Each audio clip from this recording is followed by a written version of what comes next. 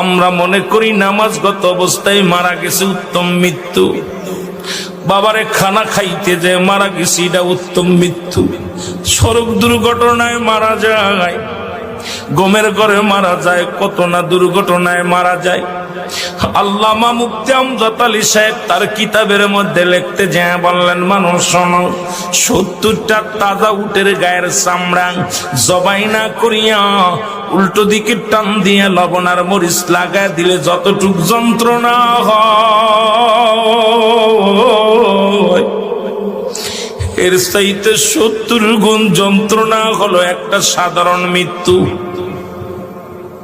এখন আমরা মরণকালে অনেকে পায়খানা করে দিই রে, মরণের সময় অনেকে প্রস্রাব করে দিই। অনেক দাদা বাবার চোখটা বড় বড় হয়ে গেছে মরণের সময়। অনেকের মরণের সময়, মুসলমান শুনে নাও, অনেকের মরণের সময় এই দুটি অমুসলমান জিহ্বাটা বাইর হয়ে গেছে। তাদের মরণটা কত কঠিন হয়। সহজ মৃত্যু যদি এত কঠিন হয়, কঠিন মৃত্যুটা কত কঠিন। আর কত মানুষের জানাজা পড়লা, কত মানুষের দাফন করলা, কত মানুষের শেষ গোসল করে দিলা।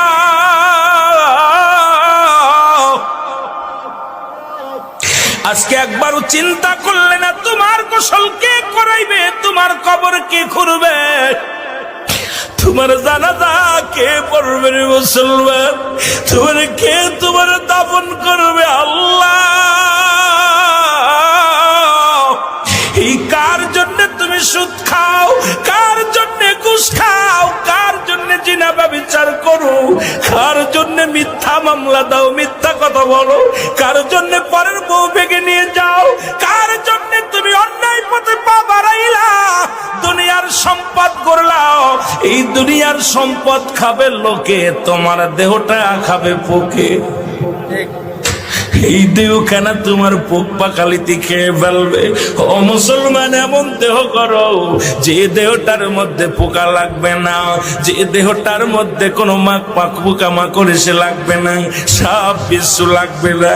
আজকে দুনিয়ার মধ্যে পাপের রাজ্য করলাম, এই সম্পদ ছেলেরা ভাগাভাগি করে নিবে, মেয়েরা ভাগাভাগি করে নিবে, ভাই ভাগাভাগি করে নিবে, কিন্তু তোমার পাপের ভাগটা কেউ নিবে না রে মুসলমান। আজকে কেন এত পাপ রাজ্যে তোমরা পা দাও?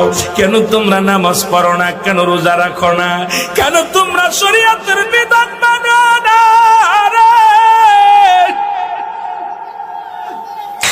এই দুনিয়ার মানুষের কোন দিন ডাকে যাবে আল্লাহ, এই দুনিয়ার মায়া ছেড়ে চলে যাব। এই দুনিয়ার ভিতরে ছিলাম না, থাকবো না, থাকা সম্ভব নয়।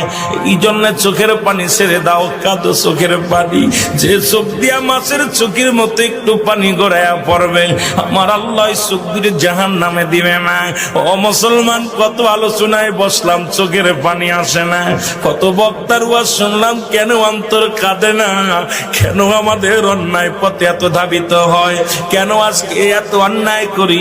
একবার বয়াদা করে মুসলমান, ছোট্টবেলা থেকে শুনলাম, বাবায় কয় মানুষের মতো মানুষ হতে হবে, দাদায় কয় মানুষের মতো মানুষ হতে হবে, উস্তাদ কয় মানুষের মতো মানুষ হতে হবে। ও মুসলমান, গুরুজন কয় মানুষের মতো মানুষ হতে হবে। আপনিও মানুষ, আপনার বাবাও মানুষ, আপনিও মানুষ, আপনার মায়ও মানুষ, আপনিও মানুষ, আপনার উস্তাদও মানুষ, আপনিও মানুষ, আপনার পীর সাহেবও মানুষ। কেন আপনাকে মানুষের মতো মানুষ হতে বলেছিল? আজকে বুঝতে পারি রে মুসলমান, কেন বলেছিল। এই কেনর জবাব এখন বুঝতে পারি। কেন বুঝতে পারলাম শুনে নাও। আজকে ডক্টর এমবিবিএস ডাক্তার পাস করি আইসা রে, টাকার জন্য যাদের অপারেশন থিয়েটারে যাই না, আজকে ডাক্তারি বেতন পিএইচডি করিয়া বড় বড় ডিগ্রি নিয়ে ডাক্তার হইয়া টাকার জন্য যাদের হাতে রোগী মারা যায়, এই ডাক্তার গুলো মানুষ না অমানুষ? জোরে বলেন, মানুষ কি অমানুষ? আওয়াজ জোরে হয় নাই, মানুষ কি অমানুষ? এই মানুষ হইয়া ও মুসলমান শুনে নাও, অনেক টাকা পয়সা বানাইয়া বিদেশ থেকে ডিগ্রি আইনা অফিসে চাকরি পাইলা, সরকার বেচারা 80,000 1 লাখ টাকা টাকা, 90,000, 50,000 টাকা তাদের বেতন দেয়, তারপরও সে ঘুষ খায়। এই ঘুষখোর বেচারা মানুষ কি অমানুষ? জোরে বলেন, মানুষ কি অমানুষ? আইরে আমাদের দেশ নাই, আজকে পিয়নের হয় 4-5টা বাড়ি। আমার দেশে অনেক পিয়ন আছে রে মুসলমান, এই পিয়নের 10টা বাড়ি, তার বেতন হলো 7,500 টাকা। কেমনে সে ভিআইপি গাড়িতে চড়ে, কেমনে বাজানদের এই দুনিয়ার মধ্যে 5তলা বাড়ির মালিক হয়, 10তলা বাড়ির মালিক হয়? এরা আসলে মানুষ নয়, এরা হলো অমানুষ। যে ছাত্র শিক্ষক, যার ছাত্র ভাইয়েরা পাঠদান করতে যাইয়া ছেলেদেরকে প্রাইভেট পড়াবে বলে পার্সোনাল ভাবে ক্লাসে লেখাপড়া ঠিক মতো করায় না, প্রাইভেটের নিশায়, টাকার নিশায় যে ছাত্র জীবন নষ্ট করে দেয়, সেই শিক্ষক মানুষ কি অমানুষ? যারা বলো মানুষ কি অমানুষ? আওয়াজ নাই, আপনাদের মুখের জবান বন্ধ থাকলে আলোচনা হবে না। এ মুসলমান শোনে নাও, এই দুনিয়ার মধ্যে যে ছেলে লেখাপড়া শিখে গাঁজা গুলি খায়, একে মানুষ কি অমানুষ? যারা মাদক সেবন করে, এরা মানুষ কি অমানুষ? মুসলমান, আজকে দেশের সম্পদ যারা গাড়ি আগুন দেয়, যারা বোমা মারে, মানুষকে হত্যা করে, এরা মানুষ কি অমানুষ? এর মুসলমান, কোন মানুষ কোনদিন মানুষকে মারতে পারে না। এই মানুষকে পুড়ায়া দেয়, মানুষকে জ্বালায়া দেয়। আপনারা আবার কইলে আবার বলবেন রুল আমিন সাহেব বুঝি আমলিকের দালাল। নারে বাজান না, শুইনালন। যারা দেশের সম্পদকেও রক্ষা করতে পারে না, এই সমস্ত মানুষগুলো কোনদিন মানুষ হতে পারে না। আমার দেশে অনেক পুলিশ আছে তাহাজ্জুদের নামাজ পড়ে, আবার কিছু পুলিশ আছে 20 টাকাও ঘুষ খায়, 10 টাকাও ঘুষ খায়। ওই পুলিশগুলো মানুষ কি অমানুষ? যারা বলো মানুষ কি অমানুষ? আজকে যারা মানুষ হইয়া লেখাপড়া করিয়া গো, বাবা মায়ের বৃদ্ধ বাবা মায়ের যাদের কাছে জায়গা হয় না রে,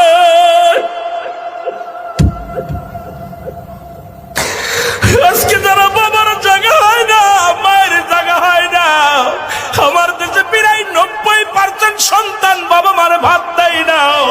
বাবা মা তাদের কাছে বোঝা হয়ে গেছে, কত কষ্ট করে লেখাপড়া করাইলো, কত কষ্ট করে তাদের জীবন গড়লো।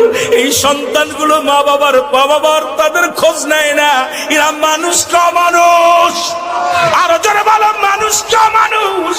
এই আজকে এখন আপনি বুকে হাত দিয়ে বলেন কয়টা মানুষ এখানে বসে আছেন, তারপরে ওয়াজের ময়দানে বসেন। আগে আপনি একবার বুকে হাত দিয়ে বলেন আপনি মানুষ হতে পারছেন কিনা।